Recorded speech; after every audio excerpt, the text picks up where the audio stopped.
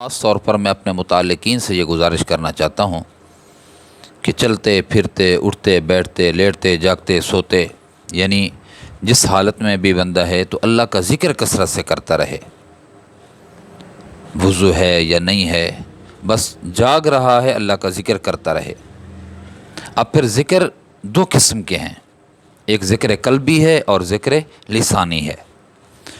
ذکر قلبی یہ ہے کہ ہونٹ نہ ہل رہے ہوں، زبان حرکت نہ کر رہی ہو، دل ہی دل میں بائیں جانب دل ہے اور پستان کے مقام سے ذرا نیچے یہ لطیفہ قلب ہے، یہاں پر یہ تصور کرے کہ یہ میرا دل کہہ رہا ہے اللہ اللہ اللہ اللہ، یہ باتیں یہ دھک دھک نہیں کر رہا، یہ کہہ رہا ہے اللہ اللہ اللہ اللہ اللہ، یہ ہو تصور ہو، زبان اور ہونٹ خاموش ہوں،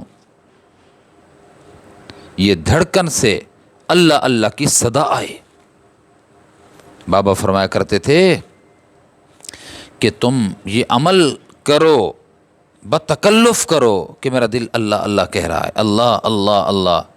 فرمایا ایک وقت ایسا آئے گا انہی کانوں سے اپنے دل سے لفظ اللہ کی صدا سنو گے، ایسا وقت آتا ہے۔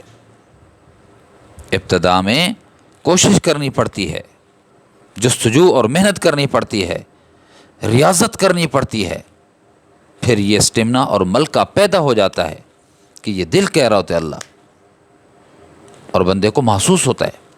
اور دوسرا ذکر ہے ذکر لسانی۔ ذکر لسانی میں یہ ہے کہ آپ کا دل بھی اللہ اللہ کہہ رہا ہو، زبان اور ہونٹ حرکت کر رہے ہوں، اللہ اللہ اللہ اللہ اللہ اللہ اللہ اللہ۔ اور تسبیح پر بھی آپ پڑھ سکتے ہیں، بغیر تسبیح کے بھی آپ پڑھ سکتے ہیں۔ ہاں، یہ سعادت ہے بندے کی کہ حضرت لطف نہیں آ رہا، کسی نے کہا حضرت لطف نہیں آ رہا، ہم اللہ اللہ کہہ رہے ہیں۔ فرمایا لطف آئے نہ آئے، یہ سعادت تھوڑی ہے کہ اس خالق کائنات نے تجھے اپنے نام لینے کی توفیق عطا فرمائی ہے۔ یہ تھوڑی بات ہے کیا، بڑی بات ہے۔ بڑے کا نام آپ لے رہے ہو، اس کو پکار رہے ہو، اور تمہاری پکار پہ وہ لبیک بھی کہہ رہا ہے، وہ تمہاری پکار کو سن بھی رہا ہے، تم سے خوش بھی ہو رہا ہے۔ اگر خوش نہ ہوتا، اگر وہ تمہاری پکار پہ تمہیں جواب نہ دے رہا ہوتا تو یاد رکھو وہ تمہیں توفیق بھی نہ دیتا۔ ہاں، تم مجھے یاد کرو، میں تمہیں یاد کروں گا۔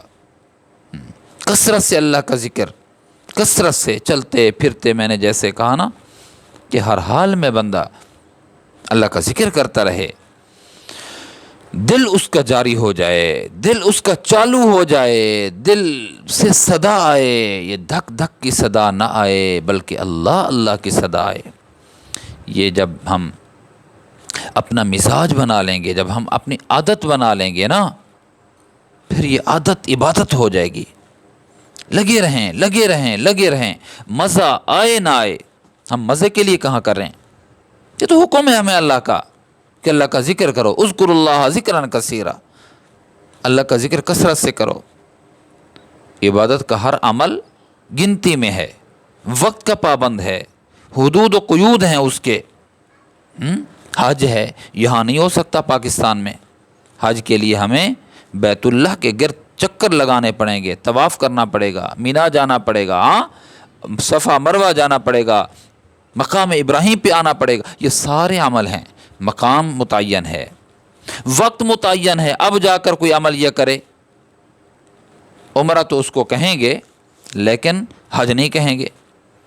نماز فجر ادا کی ہے، 2 فرض ہیں 2 سنتیں، 2 سنت پہلے پھر 2 فرض ہیں، 2 کے بجائے کوئی 4 پڑھ لے، قبول نہیں ہوگی۔ فجر کی 2 فرضوں کے بجائے 4 فرض پڑھ لے، مغرب کے 3 فرضوں کے بجائے 4 کر لے اس کو، تو قبول ہوگی؟ نہیں ہوگی نا۔ تو ہر چیز کا وقت ہے، جگہ ہے، اس کا پاک ہونا ہے، اس کی تعداد کا متعین ہے ہونا ہے، لیکن ایک ذکر ہے چلتے رہو، کرتے رہو، کرتے رہو، کرتے رہو، یہ مزاج بن جائے، یہ مزاج بن جائے دوستو، پھر دیکھنا تمہارا انگ انگ، تمہاری ہڈی ہڈی، تمہارے ماس ماس، تمہارا بال بال اللہ اللہ نہ کہے تو کہنا، کہے گا، سنو گے، اور پھر نہ بھی کہے، بس اللہ کا حکم ہے، اس حکم کی تعمیل میں ہم لگے ہوئے ہیں، جتے ہوئے ہیں، نوکر ہیں، غلام ہیں میرے دوستو۔ کرتے رہو، کرتے رہو، اللہ کا ذکر کرتے کرتے مرنا ہے، اور مرتے مرتے اللہ کا ذکر کو کرنا ہے۔